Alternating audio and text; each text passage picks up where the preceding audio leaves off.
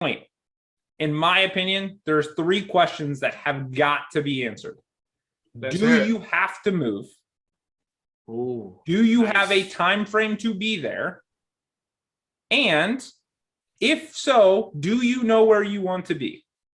All right, wait. So, yeah, guys, grab a pen. Wait, so grab a pen and paper. If you don't have one right now, Mike, go ahead and repeat those because very crucial right there. Very crucial. 3 questions. Do you have to move? Have to. Not want to, not thinking about it. Do you have to move? Do you have a time frame to be there? And do you know where you want to go?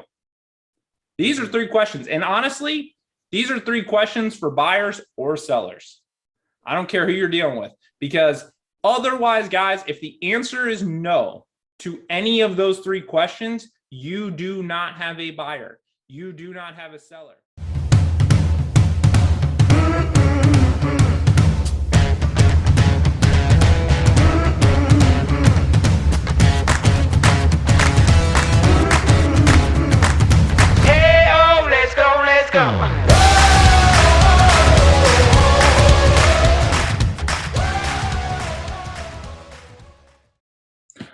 What's up, guys? I am Mike Puma, and welcome back to the Relentless Agent Podcast, episode 2, number dos. Actually, I'm only going to say it in English because I barely speak English very well. So I am with my esteemed co-host, Javier Nichols. What's going on, my man? Oh, nothing, man. It is a great day. Absolutely everything, matter of fact. Let's start. Like, that is... It's a blessing to be here every single time when we're delivering good value to agents across this good nation, because it's just so much needed. So yes, welcome. I'm Javier Nichols, and yeah, this is the episode 2 of the Relentless Agent Podcast. And I'm pumped. Today, I'm pumped about this one. Yes, because absolutely. we're diving into a topic that I should love. Right? I'm the chief marketing officer and a partner in a large brokerage, and we are diving into leads. And leads is the buzzword of the industry. It is the thing that every broker likes to tout. It is the thing that every agent, especially the new agents that are likely watching this, want to ask for. And it's the thing that everyone talks about, right? But I saw a stat recently from Zillow that said it was something like there was 100 million internet leads last year, and there were less than 3 million home sales in the United States. Think about that, guys, for 1 second. 100 million leads, less than 3 million home sales. So I have a little bit of a cynical take on the term lead, right? And as the chief marketing officer, I should love leads, right? It's literally my job. However, I hate them with a passion. And so one thing I'm on a mission, at least, and I can't control the industry, but at least within our brokerage and with the agents that I have the privilege of talking to, is to try and shift the focus to not be to drive leads, but to drive opportunities. And there is a huge difference, in my opinion, between the two, right? Because I could hand you, Javier, a list of 300 people that filled out a form on a website 5 years ago, and I could call those leads, right? And there's a lot of brokers that do. Hey, call these cold leads. They call them cold leads, right? As if there's a difference. We call them cold leads. What is it really? These are frozen. This is a name and a phone number and an email, if you're lucky, that may or may not be accurate, that may or may not be qualified, that may or may not be interested. And so now the expectation is that you are going to sit there and call and email and text and follow up with that list of people and try and get a deal out of it. And the reality is, for most of the industry, you're going to do that maybe once, maybe twice, maybe 3 times if you're really good with each contact. You're going to get nowhere. And then your broker's coming back to you like, hey, got more. Here you go. Call these people. And you've just now completely forgot about the ones you just had before. and the same cycle continues, right? And so that's the problem that I have with leads. And so I'm on a mission. I'll stop here on my rant and get your take on this.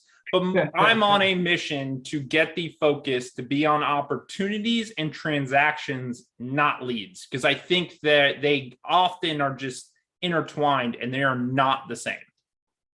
What's your take? Yeah, that's a great just explanation of the massive amounts of what people call leads and breaking it down into just understanding what you're really trying to do. And that's opportunity. That's solve something for somebody, right? You have to start that process of, okay, where are the leads coming from? Okay, why did they click this? Okay, what is the time frame or contact amount, which is very important, especially for the newer agents, to know how many times a lead needs to be touched, how many times a conversation needs to be had before something turns out of it, right? So the follow-up system pours right into that, okay? But just staying on the lead topic for right now is when you have a person searching for a property on the internet, they're clicking and they're getting tossed into some system, and then that system gets sold and that list becomes a lead list capture,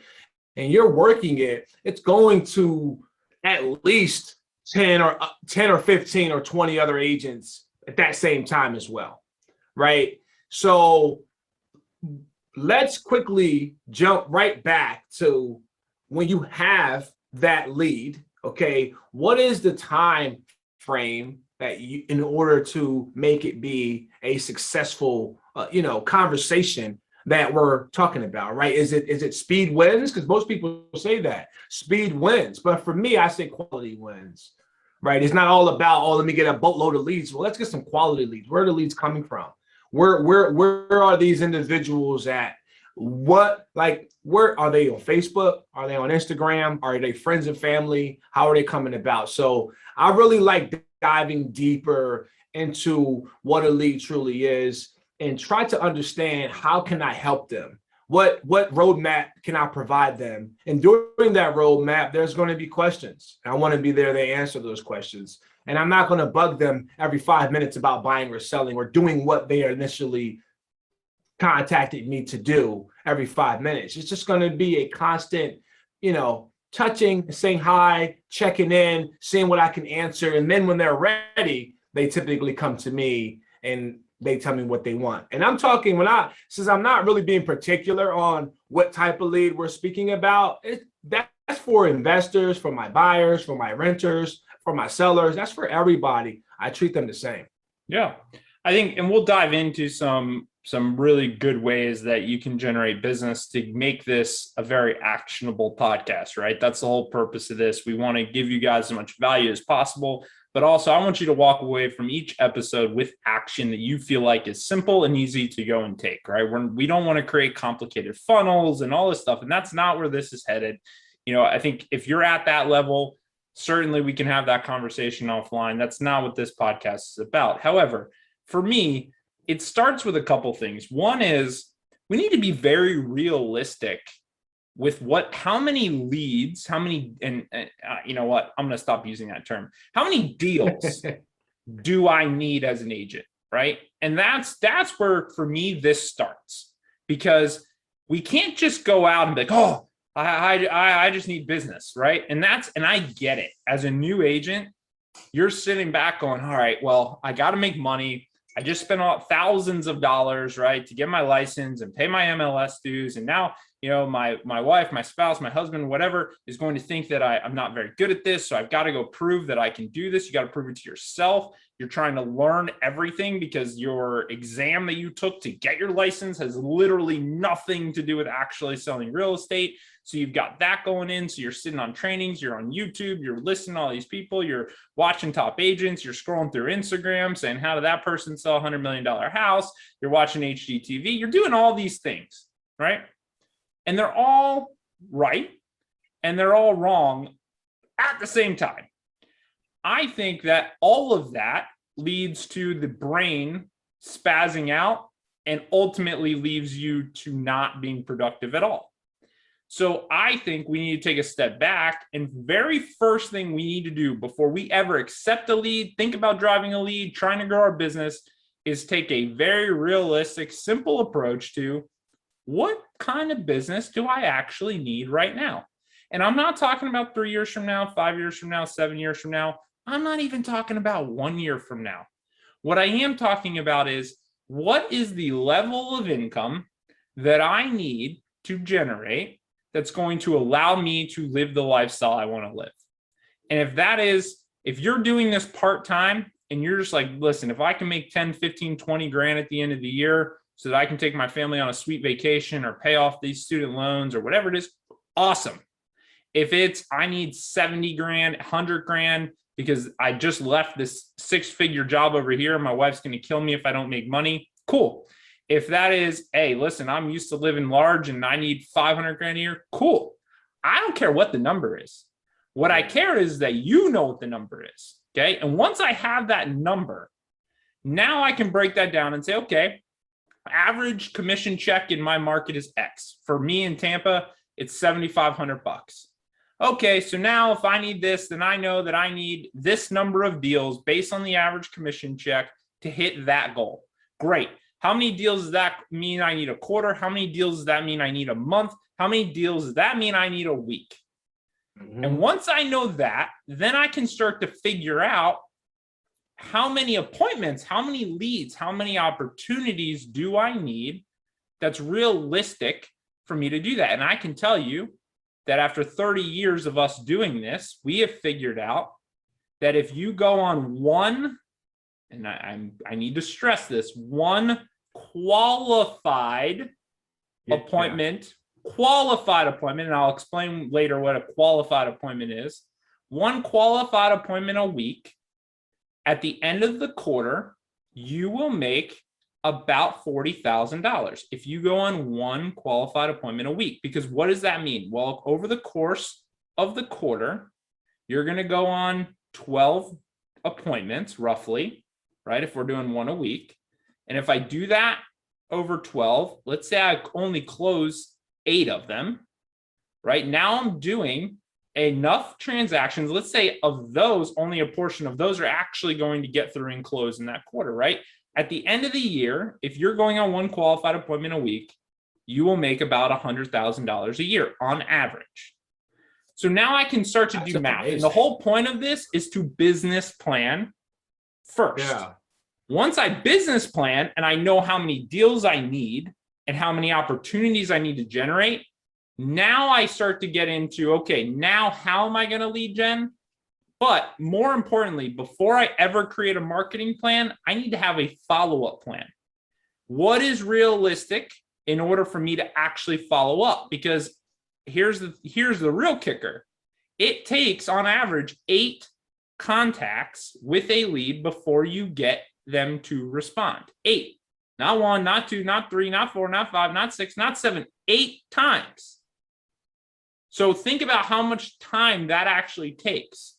And if I know that that takes 8 attempts, then I've got to do a couple things. I've either got to have a plan to outsource that follow-up, which means I'm going to pay a VA, I'm going to pay an ISA, I'm going to pay somebody else to do it for me because I don't have the time to do it, which then allows me to focus on the lead generation side and let them handle the follow-up side. That's an option.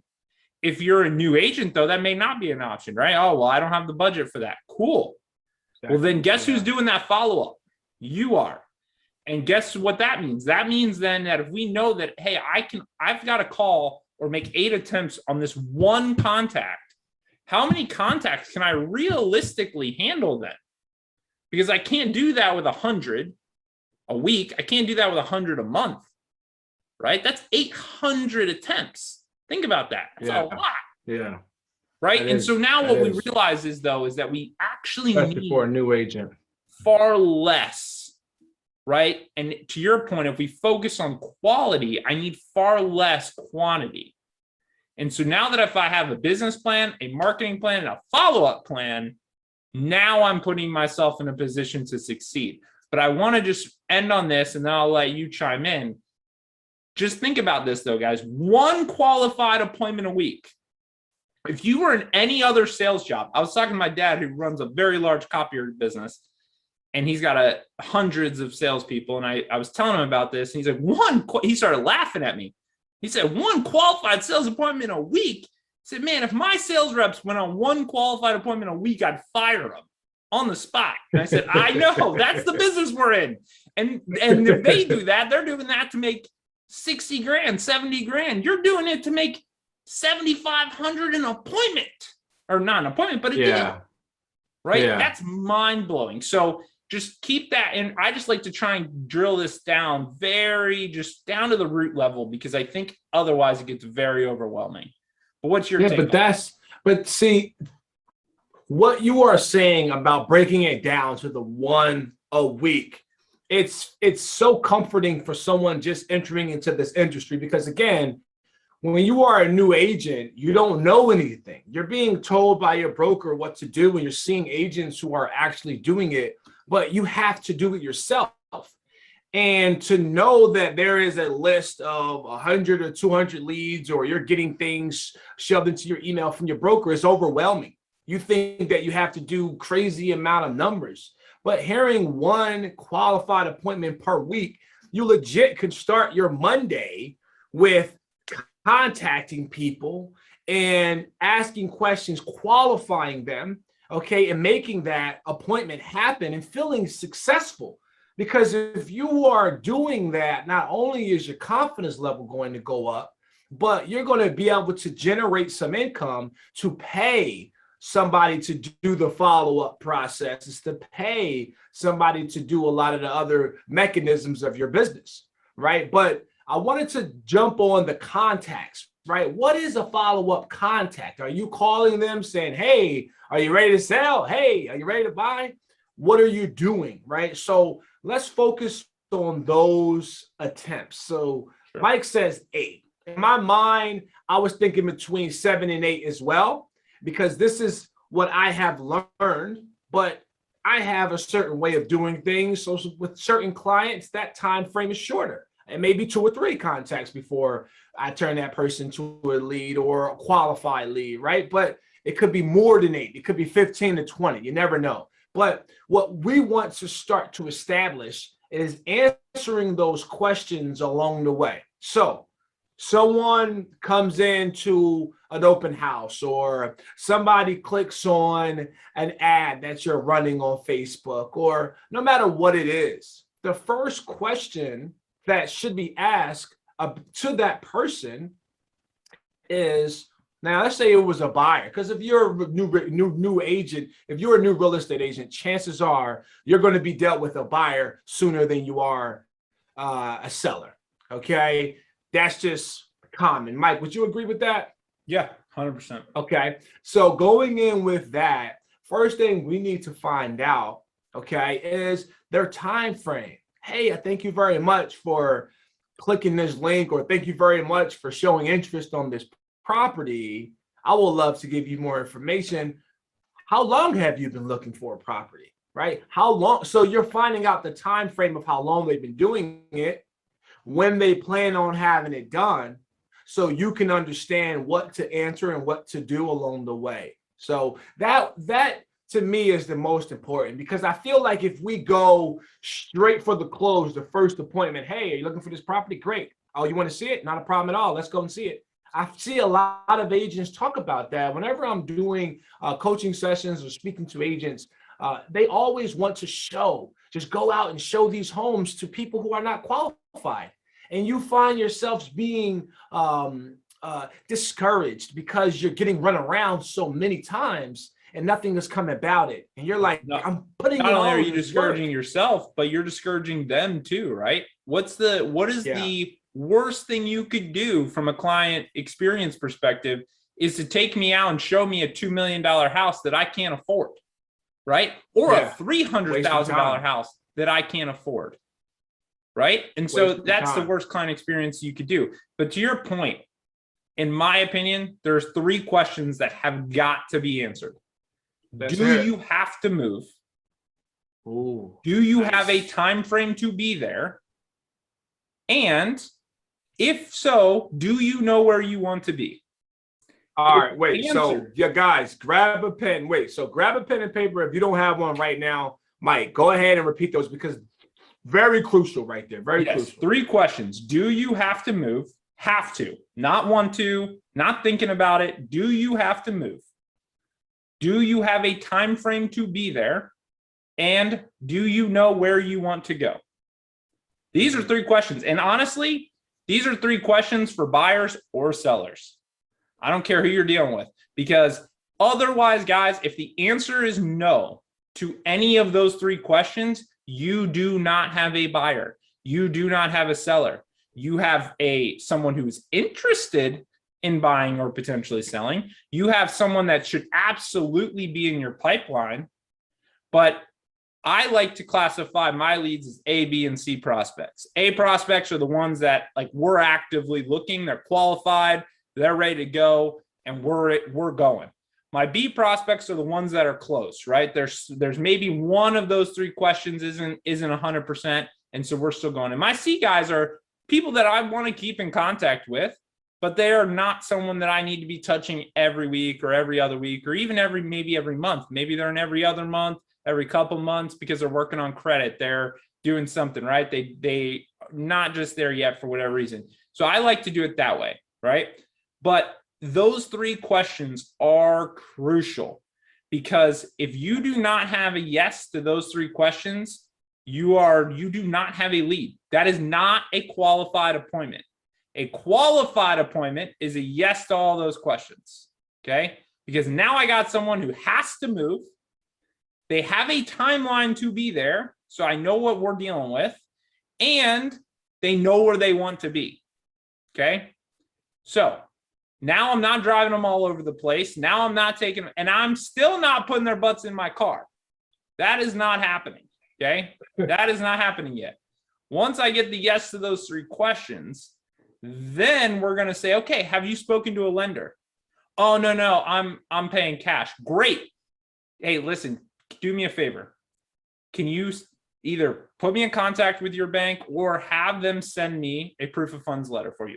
It's not that I don't trust you, Javier. I know you have the money, but my job is to put you in the best position possible. And if we go, and I'm going to find you the right house because I'm really good at what I do. So I'm going to find you the right house. But when I do, and you walk in that door and you're like, yes, Mike, this is the one. I want to literally be able to submit you guys, make sure you're ironclad, and make sure I get you that house. And that proof of funds letter is the absolute best way I'm going to be able to do that. So can you get me that? That's amazing. Or proof of funds or pre-approval from a bank. Yeah.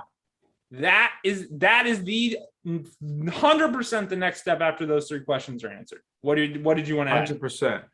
I wanted to throw in, now you mentioned it right before I started as far as the lender. Now, this is something that everybody should pay close attention to.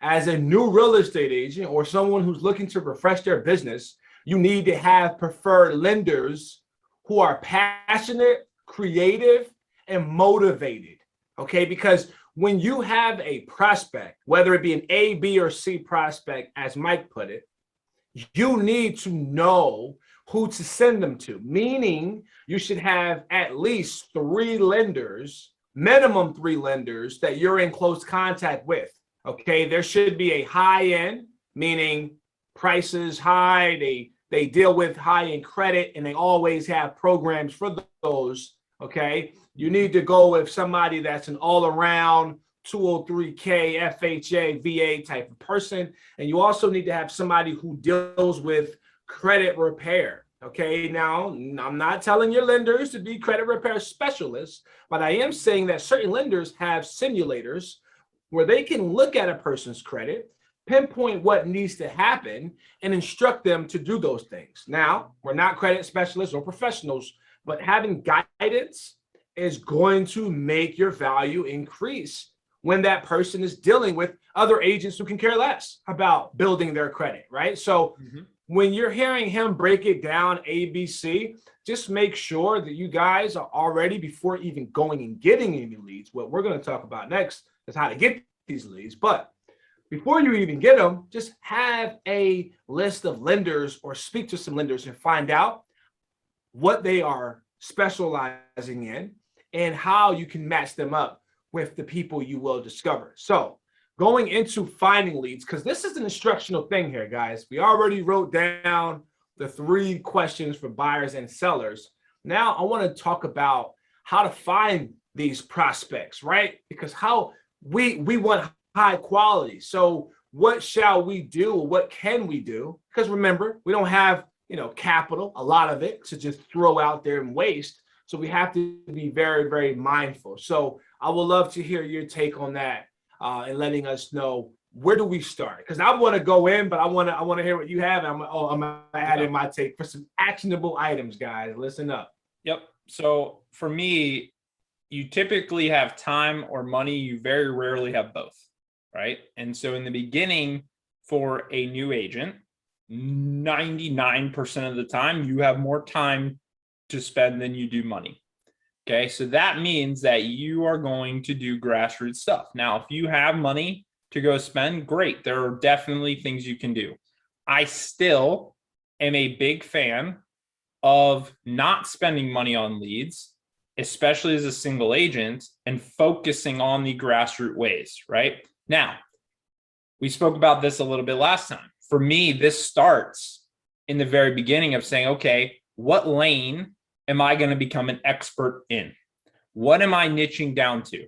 Okay. And this is super important, because if I niche down, I cannot be everything to everyone. I just can't, right? If I hurt my shoulder and I go into my doctor and he's a knee guy and he starts touching my shoulder, we got problems, right? But he's not going to do that. My knee doctor is going to say, hey, listen, I don't really do shoulders, but I have a great shoulder expert. He's going to refer me out. Why? Because he's specializing, right? Professional sports, highest level, they all specialize. You don't see Tom Brady playing cornerback as well as quarterback, right? He's a quarterback. He doesn't play those other positions, right? He's not also lined up as a wide receiver. Highest level, that's what they do. They focus. And it has to be the same thing as a new agent. We've got to focus. If we sit there and try and do for sale by owners and expired listings, and now I'm going to call these people, and then I'm going to pull this list and I'm going to text them, and then I'm going to go knock on my doors in my neighborhood, and then I'm going to make all these social posts, and then I'm going to do, it's not going to work. It might work. Okay, let's define work.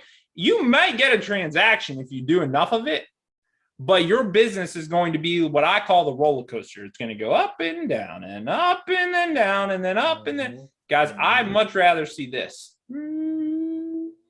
Right? And the only way we have that is we have a strategic plan, and we put blinders on, and we trust in that process. And so what we do is we've broken the business down into lanes, and we'll say, okay, Javier, great. You're here. You don't have a lot of money to spend. Great. That's fine. That means that we're going to go to hand-to-hand combat, right? So what do you like doing? What do you enjoy doing? Oh, well, I hate door knocking. Cool. Let's cross that off the list because you're not going to do it. But we've got absentee owners, right? And absentee owners are a really great way. Do you want listings? Do you want buyers? Well, I don't really know. Well, that's important to figure out, right? Do you want to focus on listings, or do you want to focus on buyers? It's not that you're not going to do both, but what do we want to become the expert on, right? And then once he decides that, then we're going to decide, because if it's buyers, there's a different path, right? We may look at doing renters that could be buyers, like Home Partners or Divvy or one of those guys, or we might focus on going to apartment complexes that he knows in his area are super high in rent, and working on those guys and maybe knocking on those doors, even though there's usually no soliciting sides, maybe reaching out to those folks, right? Or going on Remine and pulling those lists out, and then calling and texting and emailing those homeowners or those renters, or that may be the path for a lot of our new agents right now is inventory is king. And so we're having them focus on absentee owners and for sale by owners, right? And so for us, that is one of the largest lead sources we are getting, in addition to right now renters and using our rental programs with Home Partners and with Divvy. So what does that look like? Well, with absentee owners, we use a platform called Remine. You literally can go in, search a zip code, search a specific address, search any area, general area you want, and then you can hone in. You can sort by absentee owners. You can sort by price point. And so now I can go and I can get the contact information for all these absentee owners who are sitting on property that they do not necessarily need, and there's little emotional attachment to. And why is that important? Because now I'm not fighting against any of those obstacles, right? Because when someone is in their house, you come to me and I've been in this house 7 years, my kids are attached and the school's attached to it. It's an emotional thing, right? You ain't going nowhere. I'm not going anywhere, right? So you're not going to sell someone. And I think it's really important. You are not going to sell somebody on changing their mind. You're just not. And if you're spending a lot of time doing that with your leads or calling someone and convincing them to sell, if you have to convince them to sell, they should not sell. I tell people all the time, including the absentee owners that we reach out to, our script is literally, hey, you should never sell this house because real estate held long-term is the best financial investment you can make. However, what's going on in your world? Are you able to come down? Right? I know it's been really crazy. What did the last year look like for you?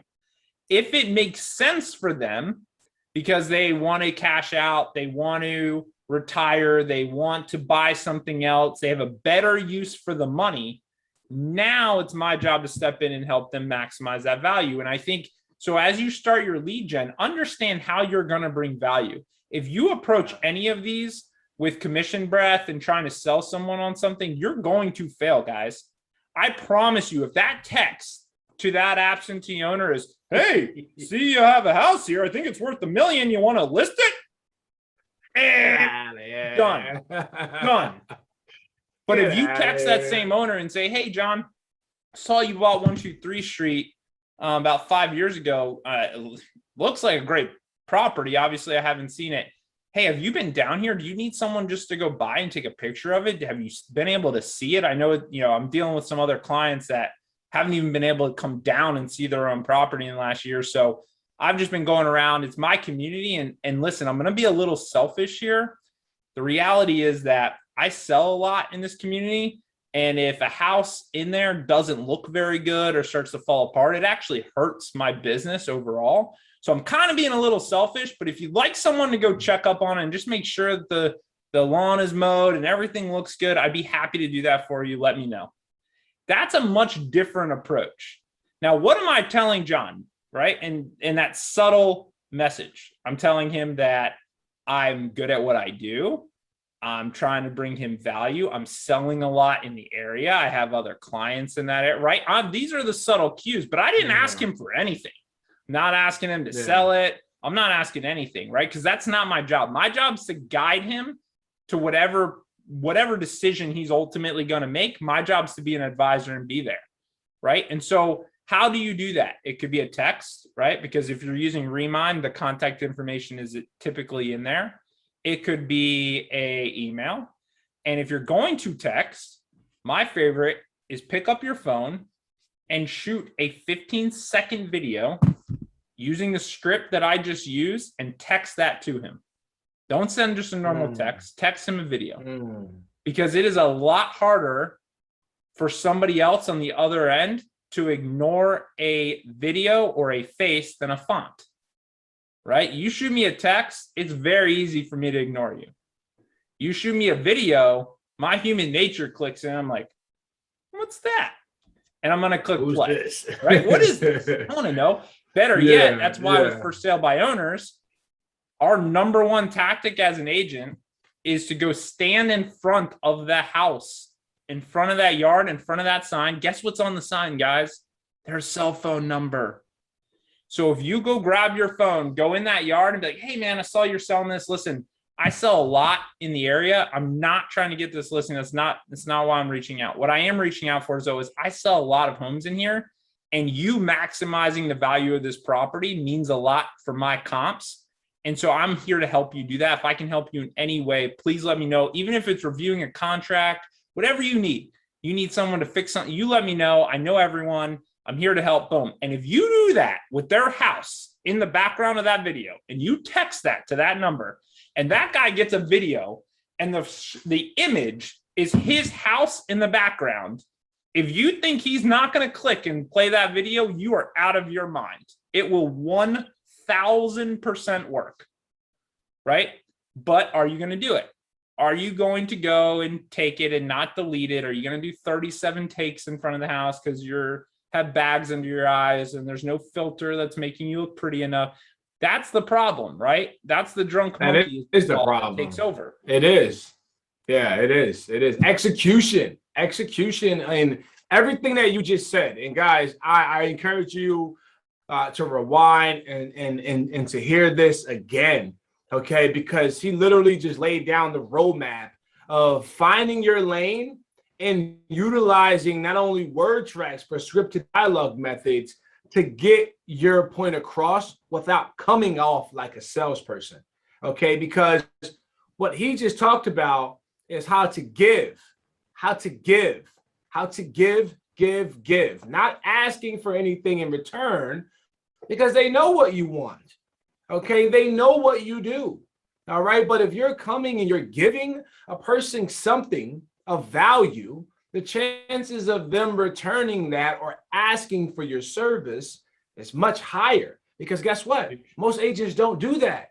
Most agents will go to the FISBO and make a video and just say, hey, I'm looking to see if you're interviewing agents for the job of listing your home because they're being told. Most people will call the absentee owner and say, hey, here's the values of the homes in the area. We'll love to bring you the highest deal, right? That person has no idea or not even thinking about selling at this moment, but they are thinking about the property condition. They are thinking about if the guy that's charging them $37 a month to cut the grass, is he doing his job? So coming in with something so giving and so out of the ordinary makes you stand out. And that literally brings me right to what I love to do to get leads is to do the same exact thing. But now we're talking about the market. And what do I mean by that? Have you ever heard of the HUD Home Store? All right, this is a website, and guys, write this down, HUDHomestore.com. Actually, they just went to a .gov. I don't know what took them so long because it is a government site. They just went to a .gov, but when you type that in, you will see exactly what I'm speaking about. And there's going to be a map of the whole country. And the darkened states have properties for sale. The ones that are not darkened do not. And if one of those states are darkened and is yours, click on it.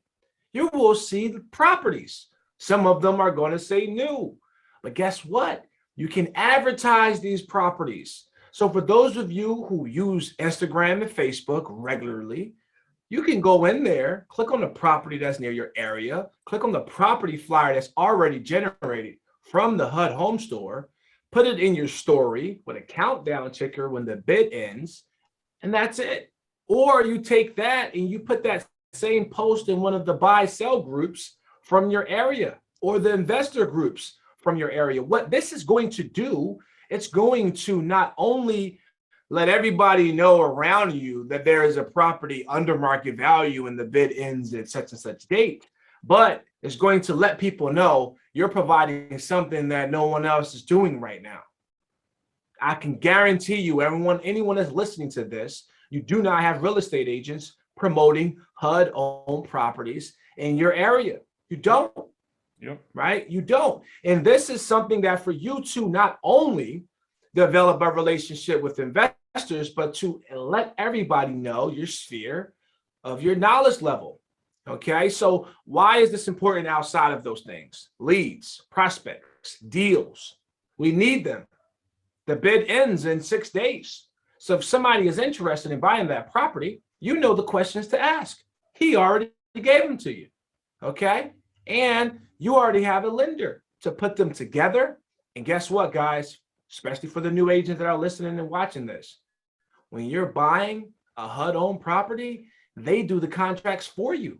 All they do is send you a DocuSign with the contracts filled out. Your client's email address is in there. They're going to get one too. So you have to do no paperwork. You have a full property flyer already generated. You have commissions already labeled on what you're getting paid, 3%, which is what they pay. okay? And you're helping them buy a property under market value, right? So just knowing that one level of collecting leads can make things happen for you right now. And I encourage everybody who is listening and watching to truly go on a HUD home store, explore your state, find out what's available. Even if it's not in your territory, you can still promote it. You can still bring awareness to it. And I want to throw in one extra thing, okay? For those agents who are like, Javier, I'm not doing that right now. I need money tomorrow. I need money by the end of the week because I jumped into real estate with both feet. I need cash. I hear you. I hear you. So here's what I want you to do. I want you to go into one of those buy, rent, sell groups on Facebook. And if you're not a part of it, just click buy, rent, okay, in the search box. And I want you to create a poll, okay? I want you to create a poll for the buyers and for the renters, okay? Now, for the buyers, you're going to simply write, what's stopping you from buying your home? Question mark. The first question, the first response is going to be, I love renting. The second spot is going to be still saving money. The third spot is going to be everything I like gets sold already. The fourth spot is going to be still building credit. Okay? You're going to post that and make sure that you turn off the options of adding questions and answering multiples. Turn that off. Okay? When you put this up, people are going to respond naturally. I know you've seen the Facebook surveys on, are you, what golden monkey are you, or what squid are you, or what kind of tiger are you? And you see people put them up all the time. So people are already conditioned to fill these things out, okay? But here's what I'm going to tell you. The people who select everything I like gets sold, you should be sending them a DM. You should be sending them a direct message. The people who wrote still saving money, you should be contacting them. Those are your top two. Because if I'm still saving money, that means I need to meet you as a real estate agent to show me how I can get down payment assistance, how I can get seller assist to eliminate my long term of saving $20,000 that I've never done in my entire existence. Because most buyers out there believe they need a big boatload of cash to buy a house. That's not true. Okay, so again, we are talking about practical things you can do today. Like while you're watching and listening to this, do those things, generate that business. But most importantly, okay, tying into what Mike just said, all right, we're giving. Oh, I'm still saving money. Not a problem at all. Did you know about the PFHA program that you can get 5% of purchase price as a down payment? Did you know? They didn't know. Did you know you can buy a HUD-owned property for under market value and still get seller assist and have them tell you what's functional in the house before you even buy it? Did you know? They didn't know. So you're giving and then the deal comes. So this is an exciting topic. I really love the fact that we dove into it. Of course, we can go hours and hours about leads because it's so many different facets of the qualities, where they're coming from, why you're getting them. But the most important thing I want everybody to take away from this is staying in your lane and knowing what you specialize in, okay, and having resources of others who don't, where you don't specialize in. And that's the one thing I wanted to leave with you guys in this episode. Yeah, I hope so. Here, we'll make this super easy for you guys. Go to the topagentformula.com. It's a free site that Javier and I created for you. There's a ton of content in there. And on that site, you are going to see a step-by-step buyer's guide and a step-by-step seller's guide that we created specifically, that literally walks you through, hey, I have a buyer's lead, now what do I do? I've got a listing lead, now what do I do? It takes you through those 3 questions. It takes you through the qualification process. It takes you through what comes next, talking to their lender, all of that, literally step by step, guide you through the whole process. It's 100% free, guys. There's nothing we're selling you on there. There's not even merchandise to buy. We've got nothing. Okay. This is all 100% free. This is just our way of trying to give back and bring as much value to the real estate community as possible. Because quite frankly, the more empowered and the better agents are, the better all of our life is, right? Especially here in Florida. I would love to educate every single agent across the entire state of Florida because it makes my agent's life easier when we go into a transaction. So that's it, right? That's the mission we're on. And that's literally, I think, we only touched on what, 3 or 4 different lead sources. There's a lot of them, right? So we hundreds. We'll hit them in another episode. But I think you guys get the point. I don't care whether it's for sale by owners, whether it's the HUD site, whether it's Divvy, Home Park. It doesn't matter what it is. The action that you're taking is essentially the same. The only thing that changes is that niche focus, right? And just like that's the part I want everyone to get, because I think that's the part that gets lost. When we say niche, like I mean niche. Right? It doesn't mean that you're not going to do any deals outside of that. But what it does mean is from a brand and focus and expertise perspective, that you start to really hone in on that.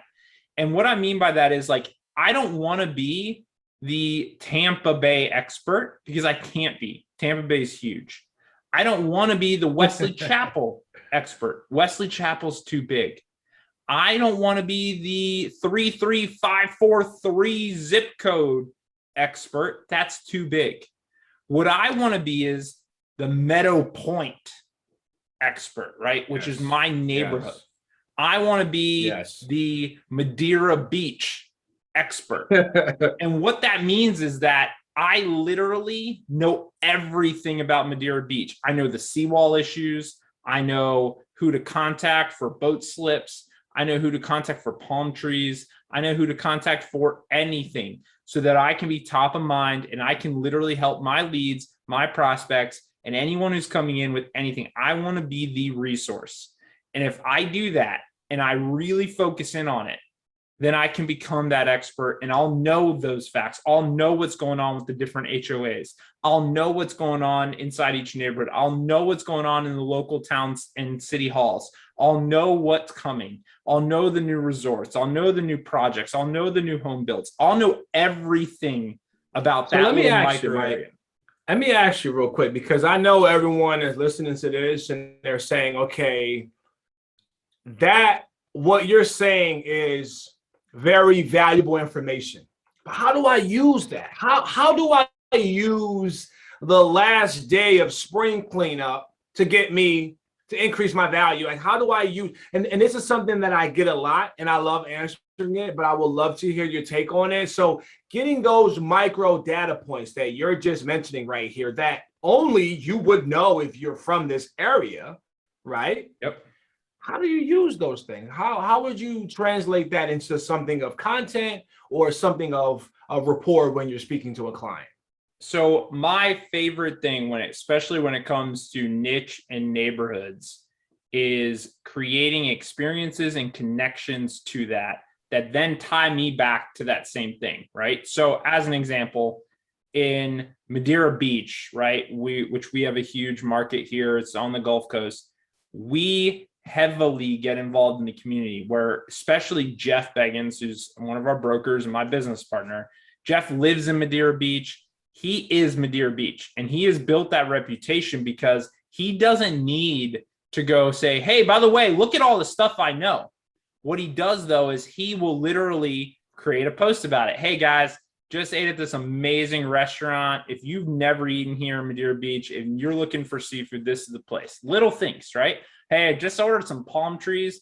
Guys, it's not easy to get these kind of palm trees, but if you need palm trees, you need a fence, you need this, and he just gives these resources out. Then he goes inside the community groups on Facebook and he just answers questions. Same thing I do, right? I'll go into my Meadow Point thing And I'll just look for the questions. Hey, need an electrician. I give them one. Hey, I need this. I give them one. I don't ask for anything in return. So how does that monetize? It monetizes because when I'm consistent about that, guess whose name is consistently coming up into their feeds? And at some point, someone in that group is going to be like, dude, that Mike guy knows everyone. He answers every question. Who is he? And they're going to click on me. Right? And then they're going to see all your content that you created. Content and just engaging, right? Even if you're not a content creator, obviously the best way is grab your phone, go in front of your neighborhood pylon sign and shoot a tip video every week. Because anyone who cares about that, who's scrolling through their feed and sees Meadow Point sign in the background is going to go, Meadow Point? I live in Meadow Point. What's that? Yeah. And they're going to click on it, right? That's the easiest way. But if you're not going to do that because you know yourself and you're just not a content person and you're not going to shoot video, okay, that's not an excuse to do nothing. That's an excuse to do something different. So if that's the case, then that means that what you need to do is spend 3 hours a day going through all the comments of every relevant neighborhood group or niche group, right? It could be, guys, I don't know if you see the helmet. I'm a Washington football team fan. Guess what? There is a massive Washington football team fans group of Florida and specifically Tampa that's got thousands of members that all like the Washington football team. To me, they'll always be the Redskins. And they literally talk about it nonstop. Okay? So what does that mean for me? Well, that means that if I engage in that group constantly and I'm just talking about something I already love to talk about, guess what happens? I start to build a niche in there, and then people are going to click on me, and they're going to want to do business with me solely for the fact that we just happen to like the same football team. Because it's not forced. Right? That's the coolest part. It's not forced. Like you're immersing yourself. And this is something that what Mike is telling you guys, and I'm telling you, this is the best episode. Okay, even though we only had 2, this is the best because you guys can play this over and over in any market. I don't care if we're up, down, sideways, parallel, corners, don't matter. Okay, what we're talking about is immersing yourself in a community, becoming a community member, becoming a giver, a provider to that community. He's a Washington's football team fan. Okay, so he can literally make a post about one of the players and post it inside that group and get tons of comments and likes, and someone's going to click on him and say, oh wow, he does this, this, and this. Oh well, my cousin is buying a house in Alaska. I know you don't sell in Alaska, but can you give me some insight? And that person may never give a deal to Mike, but the information he provides helps somebody else and they remember it. And then it just ripples. It's a ripple effect. And this is what they tell you in real estate school as far as thinking long term and 18 months to manifest from a farm and these things. They tell you this for a reason. But what we're talking about here is practical, actionable things that you can do now, some of which get you an instant return of monetary gain so you can have money to be comfortable and feel good when you're actually living everyday life in real estate.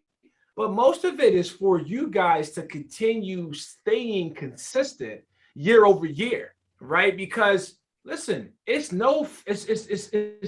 is not a game when you're seeing 75% of new agents fail in the first year and 87% fail in the first 5 years. Okay, those are serious statistics. And I tell you right now that those statistics are higher now, okay, because of the barrier to entry to becoming a real estate agent. And I'm only saying that to focus on the niche, the niche products in the grassroots mindset that if you maintain this, you will surpass those statistics. You will not be a statistic. You're going to be a great real estate agent, but also a great member of your community. Because I tell people all the time, a well-educated real estate agent increase property values, no matter what. Yeah. No matter what, because if you're a well-educated agent and providing knowledge to your community, values are going to go up. You're not going to get every deal, and you don't need every deal to make a good living. So this is like, I'm truly passionate about giving people the direction on how to fish. I love providing fish and saying, hey, enjoy this, you're fine. But showing somebody how to fish and giving them that confidence truly brings their pride about, because they feel very excited and happy and very accomplished when they are able to hit those goals and not feel that roller coaster, because that roller coaster gets you. We've all been in it. I know I've gotten into it before when I was in other sales careers. And even when I first started in real estate, not the first year, because I was just developing my business model. Because when I first started, it was a half of year. But the first year when I actually started, it was like when I called myself actually starting, because it was a full calendar year when I was an agent. It was very consistent because of that first 6 months of me doing this. Yeah. Right. When January 1 hit, it was this, and it was comfortable because I took into account of being a resource before getting paid. Yep. Yeah, it is the difference maker. So I think in next episode, let's dive into, I actually created it. I think it's on Top Agent. If not, it will be. I created a daily marketing guide, kind of the things that I think as a new agent, they should be doing from a social perspective and digital perspective every single day. It'll take you under an hour to actually execute once you get good at it. But let's dive into that. Let's dive into the things that community events, different ways that you can engage in your community from a social perspective, because it is super powerful, guys. So powerful. And it will really coincide with a lot of what we talked about this week or in this episode. So I think the last thing I will say on this topic is make sure you don't lie to yourselves, right? Because as we said in the beginning, you probably need one deal, right? Whatever that is, let's just say you need one qualified appointment a week, okay? And if you call on Monday and you get somebody and you're all pumped up and then they say no to one of those 3 questions, that is not a qualified appointment. That doesn't count. I didn't say an appointment, a qualified appointment. They have to be able to answer those 3 questions. So keep going. That's not your qualified appointment. And you keep going on Monday, and you keep going on Tuesday, and you keep going on Wednesday, and you keep going on Thursday, and you keep going on Friday, and you keep taking action until you get that one qualified appointment. And then if you get that one qualified appointment on Monday and you want to stop. Now you want to get ahead? Get ahead. That's up to you. But do what you're committing to yourself. And if that is one qualified appointment a week, then get that appointment and do not stop until you get that one appointment. Qualified appointment. Do they know where they want to be? Do they have a time frame to be there? And do they have to move? That's it. I think if you follow that, and you take consistent action, you will get consistent results. Boom. And that is right on target. And I will leave off with just letting everybody know to be different. Okay. Be different. You see what everyone else is posting about. Be different. I've already given you one great source of the HUD Home Store. There are plenty others. Okay. And our next episode is really going to allow you to contribute everything we learned in the first 2, and then pairing it with that micro information and just increasing that value slowly but surely. So just be different. Okay. Stand out and remain relentless. Absolutely. Guys, thanks for watching. Thanks for listening. If you haven't done so already, hit the like button, subscribe, follow us, go to the topagentformula.com. There's a ton of value in there for you. And until the next episode, see you later, guys.